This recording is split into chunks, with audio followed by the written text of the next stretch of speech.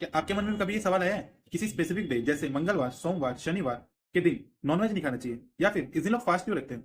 या फिर आपने भी अक्सर लोगों को एक सवाल पूछते देखा होगा कि भगवान क्या हमें सिर्फ मंगलवार, शनिवार या किसी स्पेसिफिक डे पर ही देखता है, बाकी दिन नहीं देखता है? तो हम लोग ये सारी हरकतें क्यों करते हैं?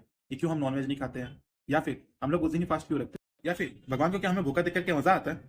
क्या उसी से वो खुश होते हैं?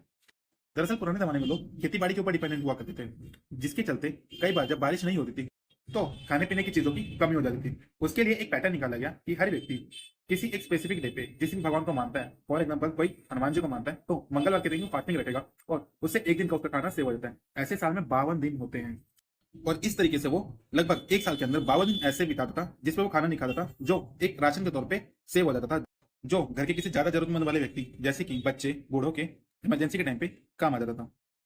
और सिर्फ इतना नहीं, फास्टिंग के और भी बेनिफिट्स हुआ करते थे। फॉर एग्जाम्पल किसी व्यक्ति को स्मोकिंग की आदत है और उसे छोड़ना चाहता है। अब सीधी सी बात है, उसने बहुत सारी चीजें ट्राई की लेकिन वो छोड़ नहीं पाएगा। उसके लिए वो क्या करे कि हफ्ते में वो जिस भी भगवान को मानते हैं उनके नाम पे एक दिन के लिए अपनी स्मोकिंग को छोड़ दे। ऐसे साल में 52 डेज होंगे जब वो स्मोकिंग नहीं करेगा।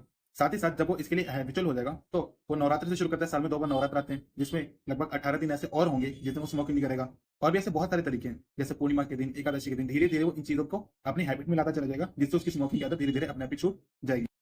और इसी मेथड से हम लोग फास्टिंग की मदद से अपनी कोई भी बुरी आदत हो या फिर किसी चीज के ऊपर ओवर डिपेंडेंसी को कम कर सकते हैं।